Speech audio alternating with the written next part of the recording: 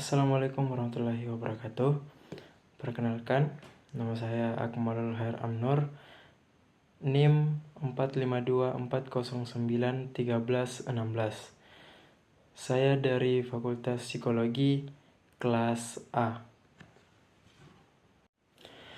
Pada video kali ini, saya akan memaparkan beberapa materi terkait dengan bagaimana seorang mahasiswa menjadi bersikap patuh pada peraturan sosial.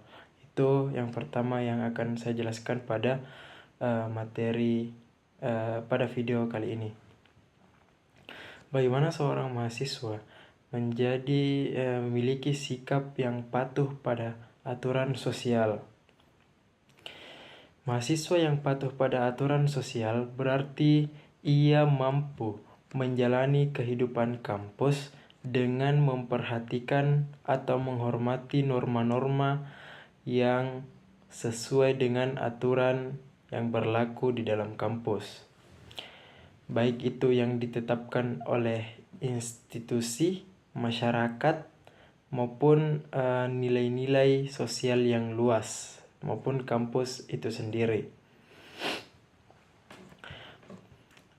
Dalam hal ini, seorang mahasiswa harus mampu seperti mengikuti jadwal perkuliahan, menyelesaikan tugas tepat waktu, dan juga ia harus menjaga integritas akademiknya sendiri, seperti menghindari plagiarisme atau menyontek pada saat ujian atau ulangan.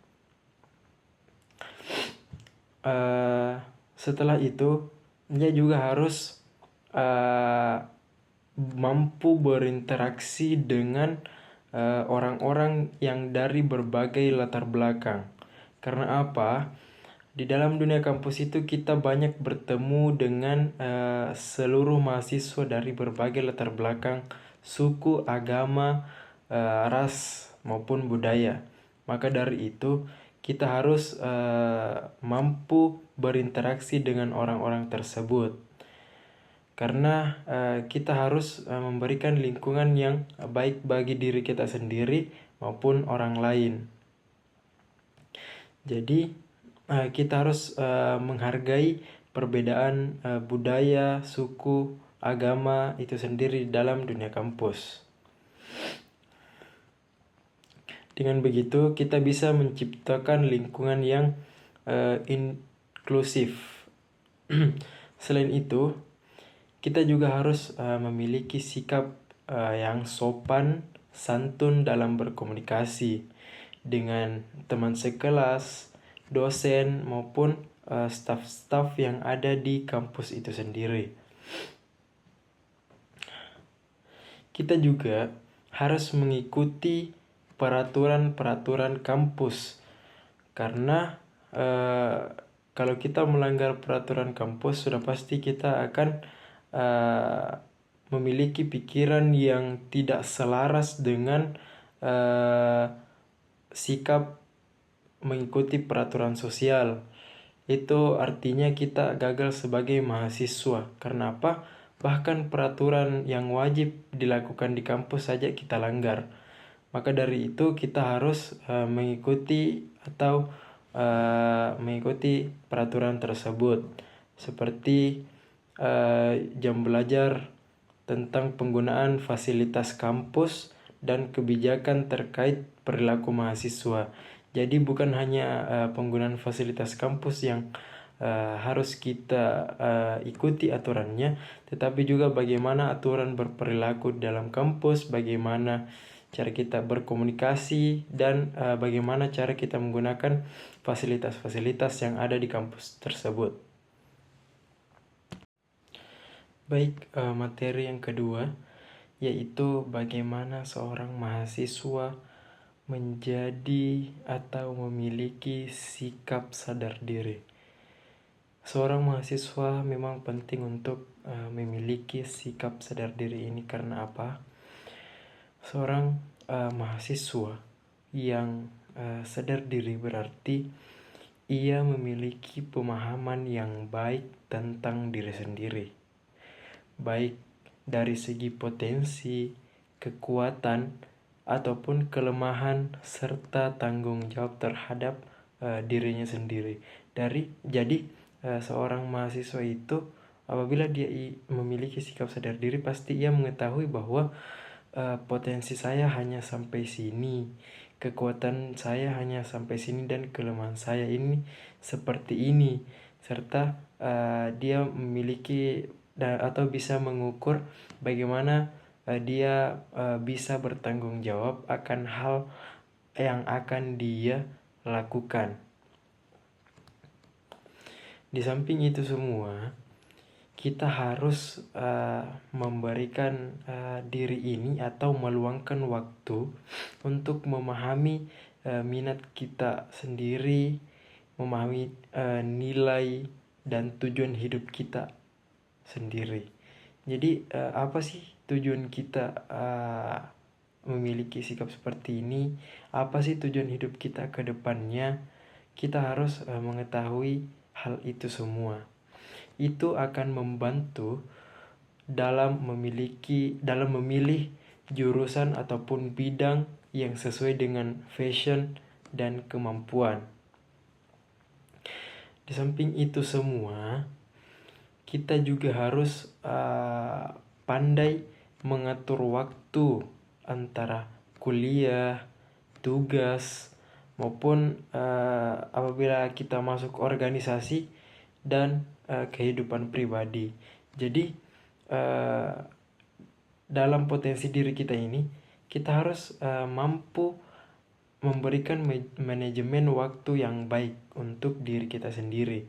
Jadi kita harus membagi antara pada pukul sekian sampai sekian itu kita mengerjakan tugas, pada pukul sekian sampai sekian kita mengerjakan atau kita mengikuti kegiatan organisasi.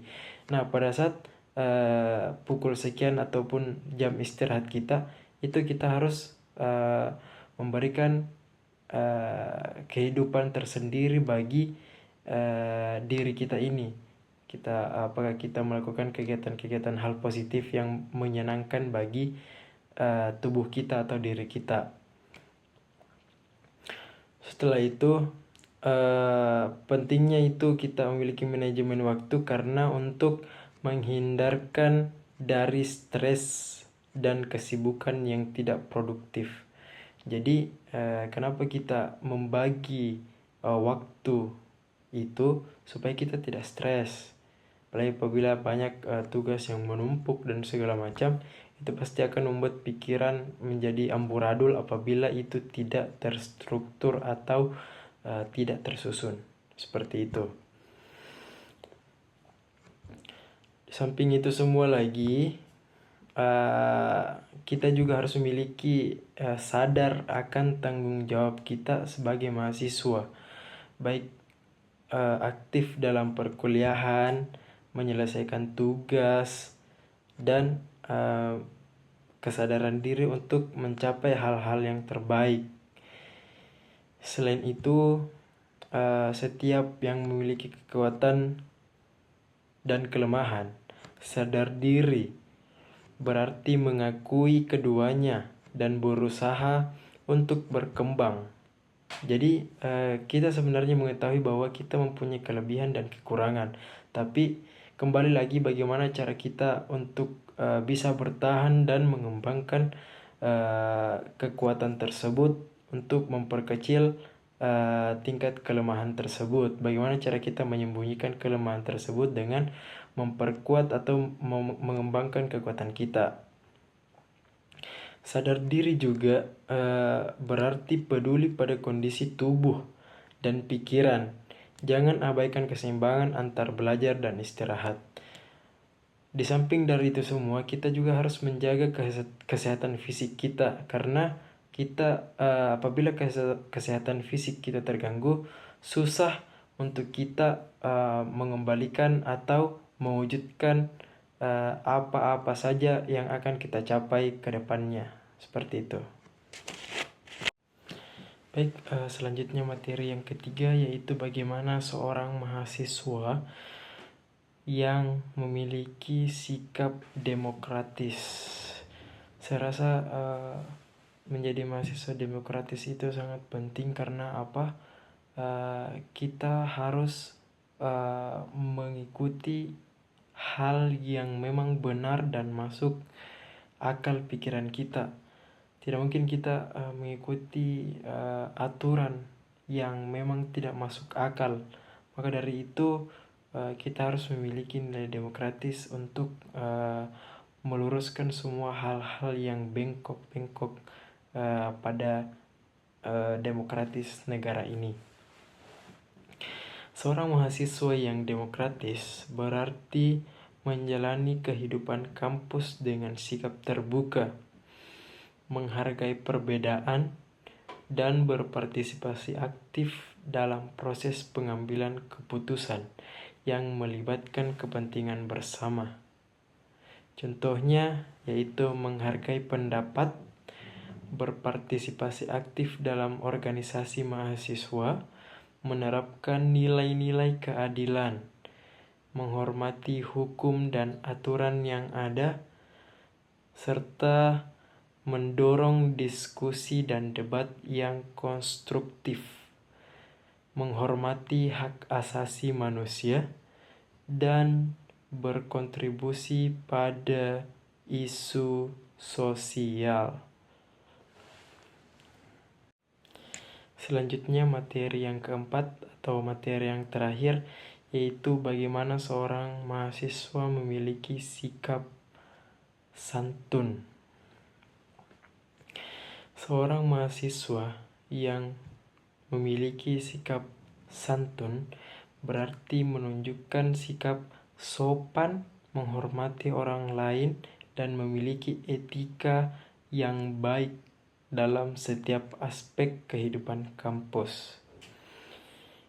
Sikap santun tidak hanya dilihat dari perilakunya saja atau perilaku eksternal, tetapi juga mencerminkan karakter yang menghargai nilai-nilai kemanusiaan dan memperlakukan sesama dengan penuh rasa hormat. Jadi artian mahasiswa yang memiliki sikap santun yaitu dari tutur kata ia berbicara, bagaimana ia menghormati lawan bicaranya pada saat dia berbicara, tidak memotong pembicaraannya. Dia harus mendengarkan sampai lawan bicaranya selesai berbicara, baru ia bisa untuk memberikan saran ataupun masukan-masukan yang positif untuk lawan bicaranya. Begitulah seorang mahasiswa yang memiliki sikap santun. Baik, mungkin itu saja yang bisa saya paparkan pada video kali ini. Kurang dan lebihnya mohon dimaafkan.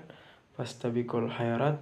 Assalamualaikum warahmatullahi wabarakatuh.